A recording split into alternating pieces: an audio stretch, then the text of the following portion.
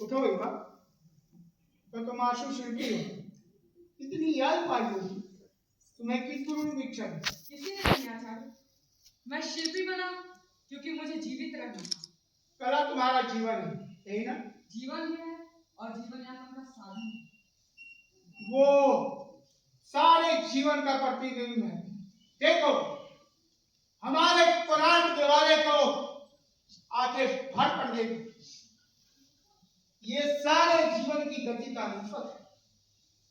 हमने जो मूर्तियां इसके स्तंभ उसकी उक्ति और अधिष्ठानों में अंकित की है, उसे ध्यान से देखो। इनमें मनुष्य के सारे कर्म, सारी वासनाएं, मनोरंजन और मुद्राएं छिपी, यही तो जीवन है। क्षमा करें आचार्य, इन श्रृंगार मूर्तियों को देखते देखते मैं अघा गया हूँ। अभी से युवक, किसी रमजी के सामने मत कह देना, नहीं तो तुम्हें अविवाहित रहना पड़ेगा। तो तुम उन लोगों में जो इन पाने मूर्तियों में अश्लीलता देखते हैं, जीवन का आदि और उत्कर्ष नहीं। जीवन के आदि और उत्कर्ष के बीच एक और सीढ़ी है, जीवन का पुरुषार्थ। अपराध, क्षमा आचार्य, किंतु आपकी कला उस पुरुषार्थ को भूल गई है। जब मैं इन मूर्तियों में बने रस्सी जोड़ों को देखता हूँ, तो मुझे याद आती है पसीने में नहाते हुए किसान, कोसों तक धारा के विरुद्ध नौका को खेने वाले मल्लाह, दिन दिन भर कुल्हाड़ी लेकर खटने वाले लकड़हारे। इनके बिना जीवन अधूरा है आचार्य। लेकिन कला नहीं, कला की पूर्ति चयन में, छाटने में। जंगल में तरह तरह के फूल पौधे वृक्ष रहते हैं, लेकिन उपवन में माली छाट छाट कर सुंदर और मनमोहक फूल पौधे वृक्षों को ही लगाते। छाटने वाली आंखों का खेल है आचार्य। आज एक शिल्पी की आंख में नहीं पड़ती, जहाँ धूल में हीरे झिके पड़े। मैं ठीक कहता था ना, धर्म का तर्क निपुण। मैं तर्क करने नहीं आया हूँ, मैं तो आपका ध्यान एक ऐसे संसार की ओर खींचना चाहता हूँ जो आपके निकट होते हुए भी आपकी आंखों से ओझल हो गया है। इस मंदिर में वर्षों से 1200 से अधिक शिल्पी काम कर रहे हैं। इनमें से कितनों की पीड़ा से आप परिचित हो? जानते हैं आप कि महामारी के भृत्यों ने इनमें से बहुतों की जमीनें छीन ली, कईयों की स्त्रियों को दासियों की तरह काम करना पड़ा और उधर सारे उत्कल में अकाल पड़ रहा है। तो तुम्हें क्या लगता है कि ये सब बातें हम लोगों को मालूम नहीं? लेकिन राज्य के काम काजों में पड़ना हम शिल्पियों के लिए अनुचित है। मगर यह भी तो उचित नहीं कि जब चारों ओर अत्याचार और अकाल की लपटें बन रही हो, शिल्पी एक शीतल और सुरक्षित कोने में यौवन और विलास की मूर्तियां ही बनाता है। अगर मुझे वहां शिल्पी का अधिकार मिले होते तो तुम कोणार्क को अब तक कब का पूरा कर चुके होते। पूरा करना अभी कठिन नहीं। क्या धर्मपद, तुम भूल रहे हो, इस समय तुम महाशिल्पी आचार्य विशु के सामने खड़े हो। 10 दिन तक चेष्टा करने के बाद भी बंदी पर एक कलश तक स्थापित न कर सके, और तुम शास्त्रीय अध्ययन और अनुभव से शून्य कहते हो उसे पूरा करना नहीं। तुम अपनी शक्ति से बाहर की बात ना करो। नहीं करो, उसे अपनी बात पूरी करनी है। बोले लो, क्या तुम हम के ऊपर शिखर को स्थापित कर सकते हो? सोच समझ कर जवाब देना, ये कोई साधारण समस्या नहीं। आचार्य, आचार्य, महामार चालुकार है। चालुक्य यहाँ आ रहे हैं बिना कोई सूचना दिए? जी हाँ, कैलाश वो ही साथ में है, सुनिए। महादलपाशी विशु, सुना तुमने? और इतनी जल्दी में उनका यथोचित स्वागत करें तो कैसे करेंगे? रखो, तुम अंदर से बेकार समझा। शिवा, तुम तनी चादर उसका कपड़ी करो, जल्दी करो। तुम महामार को प्राचीन के अंदर आ गए क्या? वो सीधे ही आ रहे हैं विशु। ही आ रहे हैं विशु, महामार का सहसा यहाँ ना मुझे अच्छा नहीं लग रहा है। आचार्य, ये आ गए।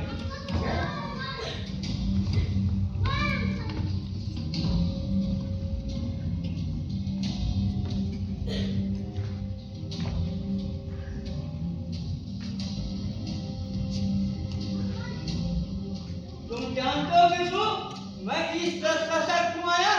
महामार के आने की कोई सूचना नहीं। सूचना देता तो तुम लोगों का भांडा बोल कैसे होता? राजनगरी में मैंने ठीक ही सुना था, पुराण में रात को कथन न पड़ा, न फिर मंसूर सब लोग कैसे काम हो सकता है? हम लोग बराबर उसी की चेष्टा में लगे हैं। चेष्टा में लगे हैं। यहाँ पे तक काम कब क्यों हो रही है? और ये युवक यहाँ पे खड़ा है। मैं आचार्य के सामने शिल्पियों की दुख गाथा कह रहा हूँ। शिल्पियों की दुख गाथा। आचार्य झुठकने को कहा तो मुख खोल कहेगा। मैं आपको चाहता हूँ। महामात आपके शब्द बहुत कटु हैं। कटु सब अब कटु सब से काम नहीं चलेगा मित्रों। मैंने सुना है शिल्पी लोग रात के विरुद्ध सर उठा रहे स्वर्ण मुद्राओं के वेतन मांगते हैं और महामात को किसी ने बढ़ाकर खबर दिया स्वर्ण मुद्रा बेचारे वो क्या मांगेंगे। हाँ ये अवश्य है इस अकाल के समय उनके कुटुंबों पर महान कष्ट आ पड़ा है। देखता हूँ ना क्या चार तुम ही लोगों से मिले हुए हो मंदिर पूरा होने वाला ना तुम सब मिलकर रात में दौड़ डालने की अनुसंधी कर रहे हो। महामात मेरी भी तो सुनिए। तुम जैसे लोगों को राह बताने की भली भांति जानता हूँ। ये जो बरसों से बीन मांगी प्रशंसा सुनते सुनते तुम अपने को जड़ की नाते भय समझने लगे हो। आज मैं तुम्हारी घमंड को दूर कर आया हूँ। सुन लो और कान खोल के सुन लो। आज से एक सप्ताह के अंदर तेरी कुरान दीवार न पूरा हुआ तो तुम सबके हाथ काट दिए जाएंगे। शिल्पियों के हाथ काट दिए जाएंगे। हाँ शिल्पियों के हाथ काट दिए जाएंगे। आज से 8 रोज या तो मंदिर मूर्ति का प्रतिष्ठा बनो या तुम 1200 व्यक्तियों के भुजाओं पर हाथ।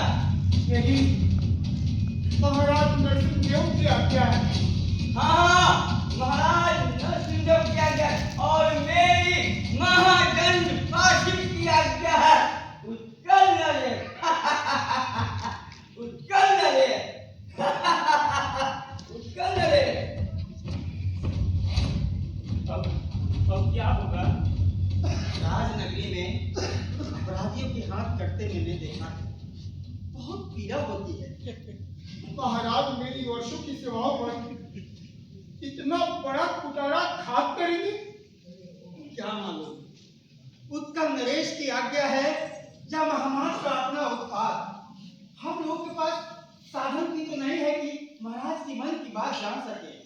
समय भी तो नहीं है और महाराज मन की जय के उपरांत लौटे भी तो नहीं है।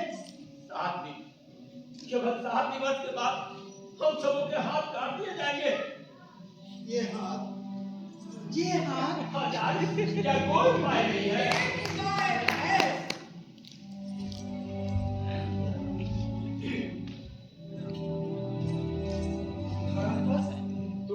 तुम फिर आ गई युवक। तुम्हें तो युवक वो तुम्हारा अपमान नहीं मेरी प्रताड़ना थी। आचार्य ठोकर खाकर धूल सिर पर चढ़ती है। सिर पे चढ़ने के सपने छोड़ दो युवक। आज से 7 रोज के बाद कोणार्क के प्रांगण में उत्कल के समस्त शिल्पियों के रथ बहेंगे। मैंने सुना है मैं बाहर पास ही खड़ा हूँ। युवक विनाश का ये संदेश अपने साथियों को भी सुना देना। मुझमें वो साहस नहीं कि इस विकराल घड़ी के लिए मैं उन्हें तैयार कर सकूं।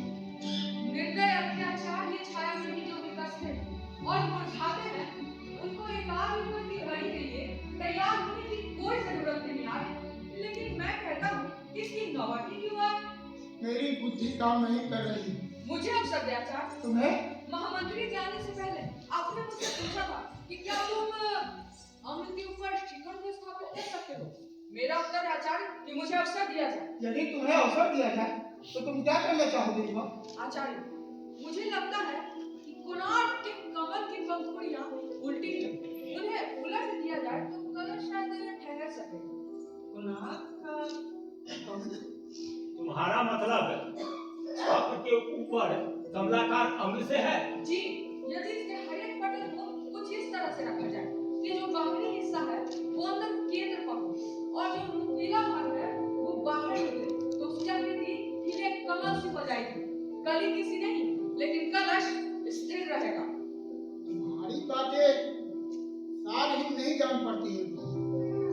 अम्ल के केंद्र पर अधिक भार देने से शायद यष्टि को सहारा मिले। मेरा मन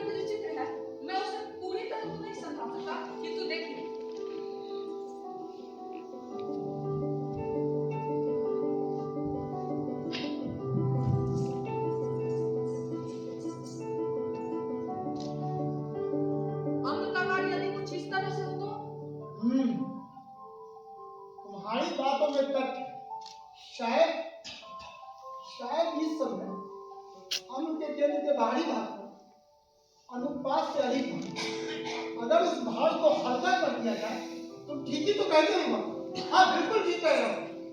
भार को हल्का करने के लिए यदि पटल को अंतर्मुखी कर दिया जाए तो संभव है। वक्त तुम चलो मेरे साथ, अभी हम छत के ऊपर चढ़कर पटल को बदलने की तैयारी करेंगे।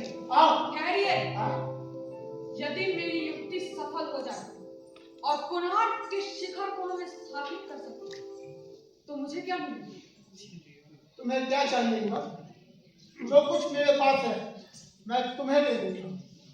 मैं चाहता हूँ यदि शिखर पूरा हो जाए तो एक दिन के लिए, सिर्फ एक दिन के लिए मंदिर प्रतिष्ठापन के दिन आप अपने सब अधिकार मुझे दे दें। यदि कोणार्क पूरा हो जाता है तो एक दिन मैं सभी दिनों के लिए अपने सारे अधिकार तुम्हें दे दूंगा। मैं अपने स्थान पर तुम्हें प्रधान शिल्पी बना दूंगा। ये आप क्या कह रहे हैं माफी से? मैं ठीक कह रहा हूँ। तुम नहीं जानते समूह, इस युवक की प्रतिभा ने मुझे मंत्र मुक्त कर दिया। राजीव, तुम्हें पता नहीं, मुझे प्रधान शिल्पी के पद से कोई मोह नहीं। मोह है तो यही कि कोणार्क पूरा हो जाए। आज इस युवक ने ठंडी होती हुई रात को फूंक मारकर प्रज्वलित कर दिया। मेरे हाथ, मेरी भावनाएं इसी